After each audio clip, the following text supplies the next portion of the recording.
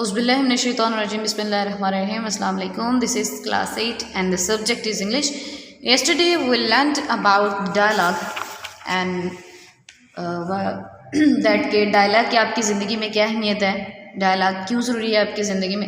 मैंने आपको कुछ चीज़ें बताई थी कि डायलॉग हम इसलिए सीखते हैं कि बाज़ औक़ात हमें कम्युनिकेशन स्किल्स की ज़रूरत होती है बजाय अपना प्रैक्टिकल वर्क दिखाने के।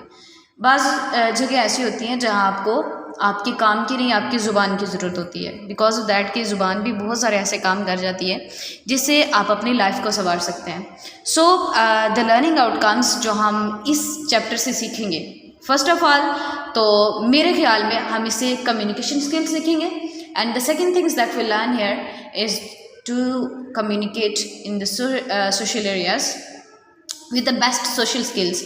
इसके बाद सोशल स्किल्स भी इसमें सिखाई गई हैं।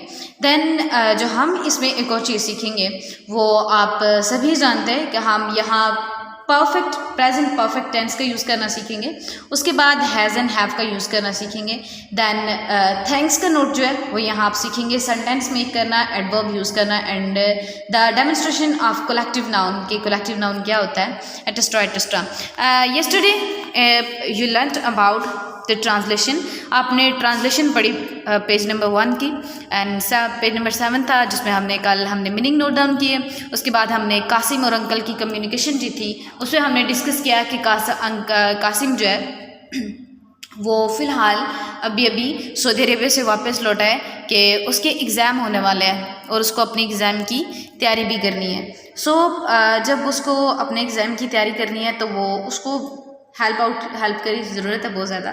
तो उसका ब्रदर उसको हेल्प कर रहा है और उसको हेल्प किन मज़ामीन में चाहिए, उसको हेल्प सिर्फ 2 मज़ामीन में चाहिए, एक तो इंग्लिश थी और दूसरी मैथ्स थी। उसको हेल्प इंग्लिश और मैथ्स में चाहिए थी जो कि उसका अपना जो एल्डर ब्रदर है वो उसको प्रोवाइड कर रहा था। इसके अलावा कासिम सऊदी अरेबिया किस लिए गया था, वो अपने पेरेंट्स से मिलने के लिए गया था, खास तौर पे पार्टिकुलरली अपनी मम्मा से मिलने गया था क्योंकि उसकी मदर जो थी वो बीमार थी। Okay, let's start from the page number 8 and translation. Uncle that's good, ये तो बहुत अच्छी बात है। I am glad to know that your brother has bought it fit to help you immediately. Uncle, that's good, बहुत अच्छा। I'm glad to know that your brother has thought it fit to help you immediately. मुझे ये जानकर खुशी हुई कि तुम्हारे भाई ने इस मामला में फ़ौरन तुम्हारी मदद करने का सोच के बहुत अच्छा किया। अगर आसान लफ्ज़ों में इसकी ट्रांसलेशन की जाए, I am glad to know, मुझे ये जानकर खुशी हुई that your brother has thought it fit to help you immediately, तुम्हारे भाई ने फ़ौरन तुम्हारी मदद करने का फ़ैसला बहुत अच्छा लिया है। आई नो, मैं जानता हूँ, he is a good teacher, वो एक अच्छा उस्ताद है। What do you plan to do after your matriculation exams, अपने मैट्रिक के इम्तहान के बाद तुम्हारा क्या करने का इरादा है। Qasim, I have decided to go in for medicine if I get a good position. अगर मैं अच्छी पोजीशन हासिल करूँगा तो मैं मेडिसिन में जाऊँगा, यानी कि आप कह सकते हैं मैं डॉक्टरेट में जाऊँगा। If however, अगर फिर भी I don't get good marks, मेरे अच्छे नंबर नहीं आए, I may go into the business और agriculture, मैं कारोबार या ज़राइत में जाऊँगा। Uncle, whatever your plans for life are, Qasim, your English has to be good. तुम्हारी ज़िंदगी के बारे में जो भी मकासद हों कासिम, तुम्हारी अंग्रेज़ी अच्छी होनी चाहिए। We should know that English has become an international language and the language of science and technology. जैसा कि हम सब जानते हैं कि अंग्रेज़ी ना सिर्फ बैनुल-अक़वामी ज़ुबान बन चुकी है बल्कि ये साइंस और टेक्नोलॉजी की ज़ुबान भी बन चुकी है। Qasim, You're right, uncle. आपने बिल्कुल दुरुस्त कहा uncle. I'll keep that in mind. मैं इस बात को याद रखूँगा। My school van has come and I must go. मेरी स्कूल की गाड़ी आ चुकी है और मुझे जाना चाहिए। अल्लाह हाफिज़ अंकल, अल्लाह हाफिज़। अगेन दोबारा हम एक दफ़ा ट्रांसलेशन रीड आउट कर लेते हैं, उसके साथ साथ हम मीनिंग नोट डाउन करते हैं। साथ साथ मीनिंग नोट डाउन करिएगा। दैट्स गुड, बहुत अच्छी बात है। ग्लैड, खुश। नाउ, जानना। थॉट, थिंक सोचना, थॉट। सेकंड फॉर्म है फिट, फिट होता है मुनासिब होना, आइन मौके पे, यानी कि वो निशाने पे तीर लगाना, निशाने पे तीर लगाना, जिसको आप कहते हैं कि मैं मुनासिब आइन वक्त पे आप जाके कोई काम कर देते हैं। इमीडिएटली, फ़ौरन। गुड टीचर, अच्छा उस्ताद। प्लान, मनसूबा। मैट्रिकुलेशन एग्ज़ाम्स, मैट्रिक के इम्तहानात। डिसाइडेड, फैसला किया। Decide first form of verb, decide का मतलब फैसला करना, decided second form of verb है। मेडिसिन, मेडिकल भी आप इसको कह सकते हैं या मेडिसिन भी कह सकते हैं।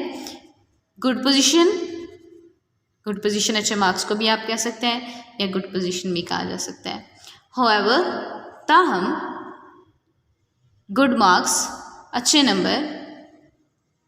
बिजनेस, कारोबार। एग्रीकल्चर, ज़राइत। व्हाटएवर, जो भी हो। प्लान्स, मंसूबे। लाइफ, जिंदगी। इंग्लिश, अंग्रेज़ी। शुड, चाहिए। अच्छा, यहाँ पे शुड और मस्ट में मैं आपको फ़र्क बताती चलूँ। शुड आप यूज़ करते हैं जब आपको 100% श्योरिटी नहीं होती, ठीक है। शुड और मस्ट में फ़र्क क्या है? शुड आप यूज़ करते हैं जब आपने किसी को बताना है कि आपको काम करना चाहिए, ठीक है, यानी कि आप इसको कह लें कि आप इसमें 50% चांसेस रख के देते हैं कि आपको ये काम करना चाहिए। अब मस्ट में आपने चांस नहीं रखना, बल्कि 100% उसको श्योरिटी के साथ कहना है कि आपने ये काम करना ही करना है। क्लियर? तो यहाँ पे शुड यू यूज़ किया गया है 50% चांसेस के साथ कि हमें सबको बताना चाहिए। खैर, अगर नहीं भी कोई शोबे में आता तो इसके अलावा वो काम चल सकता है, लेकिन याद रखें कि शुड हमेशा 50% चांसेस के साथ और मस्ट हमेशा 100% चांसेस के साथ यूज़ करते हैं। बिकम, बन चुकी है। इंटरनेशनल, बैनुल अक़वामी। लैंग्वेज, ज़ुबान। Science, science. टेक्नोलॉजी, टेक्नोलॉजी ही लिखेंगे। राइट, दुरुस्त। I keep that in mind, keep in mind होता है किसी बात को याद रखना।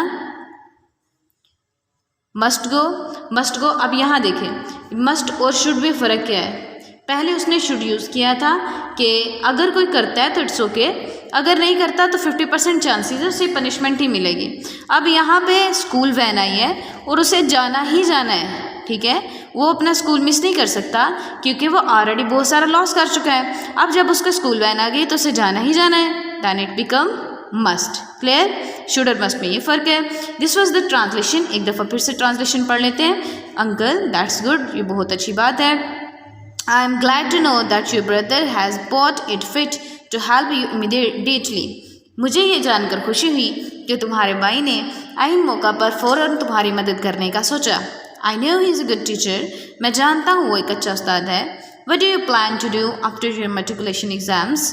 अपने मैट्रिक के इम्तहानात के बाद तुम्हारा क्या करने का मंसूबा है? Qasim, I have decided to go in for medicine if I get good position, if I get a good position. मैंने मेडिसिन में जाने का फ़ैसला किया है अगर मैं एक अच्छी पोजीशन हासिल करता हूँ। हाउएवर, लेकिन फिर भी ताहम, I don't get good marks, अगर मेरे अच्छे नंबर नहीं आते, I may go into the business और एग्रीकल्चर, तो मैं कारोबार या ज़राइत में चला जाऊँगा। Uncle, what are your plans for life are? तुम्हारी ज़िंदगी के बारे में जो मकासद भी हों या मंसूबे हों। Qasim, your English has to be good, तुम्हारी इंग्लिश, तुम्हारी अंग्रेज़ी अच्छी होनी चाहिए। We should know that English has become an international language and the language of science and technology. हमें सबको ये पता होना चाहिए कि अंग्रेज़ी ना सिर्फ बैनुल अक़वामी ज़ुबान बन चुकी है, बल्कि ये साइंस और टेक्नोलॉजी की ज़ुबान भी बन चुकी है। Qasim, you are right uncle, आपने बिल्कुल दुरुस्त कहा चचा जान। I will keep that in mind, मैं इस बात को अपने जहन में रखूँगा। My school van has come, मेरी स्कूल की गाड़ी आ चुकी है। And I must go now, और अब मुझे जाना चाहिए। अल्लाह हाफिज़, खुदा हाफिज़। अंकल, चचा जान, अल्लाह हाफिज़। Which profession is Qasim planning to adopt in the future?